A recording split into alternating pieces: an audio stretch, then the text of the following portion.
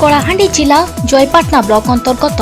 बड़ कर्लाकोट ग्राम पंचायतर दायित्व थिबा कनिष्ठ जंत्री मितांजलि दास को मनमानी कार्यकलाप को नहीं जनसाधारण अतिष्ठ हो पड़ते। सरकार को नियम कानून को खुलम खुला उल्लंघन करी विभिन्न उन्नयनमूलक कार्य को लाभकर मनोभाव रखी मन इच्छा एक छत्रवादी शासन चलाई आसुछंती बोली ग्रामवासी महल अभियोग करछंती। अरे मुई जानवा लागि पहुंचे जे सदा भुसली भी जाउचे एक्चुअली नमान रो काम हिचे और मुई जानवा लागि पहुंचे भल काम ही थिबा बोली करी मोर नाने हेले क्या हला भल काम ही थिबा बोली भाबुथिली मात्र देखला हिनमान रो काम हिचे काम हला देखला पर लोग सब पब्लिक भी कहउचन अरे मीडिया भाई मने भी केनु आसी कर सुनी कर पाइले विभिन्न कार्यकलाप अति निम्न मानर होइथिबा बेले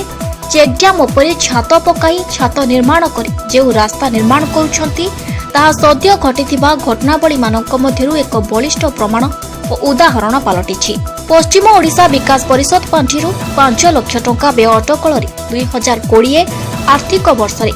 जामचुआ आम झरनठारे विभागीय रूपे ए चेकड्याम निर्माण होइतिबा बेले एहारी उपरे छात पकाई रास्ता निर्माण करिबाकू किए अनुमति देला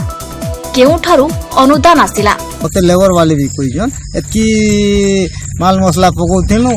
एतकी करूथिनु एते भूल काम ही जैसे बोली कर कहथिले मते ओ केउ उद्देश्य रे आकलन अटकल और सूचना फलक न थाई रास्ता निर्माण कर दिया गला तार उच्च स्तरीय तदंत हेले एथिरे लुचि रहितिबा अनेक रहस्यर पर्दाफाश होई परिबो बोली ग्रामवासी माने दृढ़ोक्ति प्रकाश करिसंती। स्थानीय किछि असाधु किछि मुष्टिमेय व्यक्ति को आगरे रखी निजे कनिष्ठ जंत्री ठिकादार साजी बहु अर्थ लुट हड़प करुवा विश्वस्त सूत्रु खबर मिली। यह एक विजिलेंस तदंत कले बहु सत्य घटना संपर्क में जमापड़। Bureau report SSTV Odia.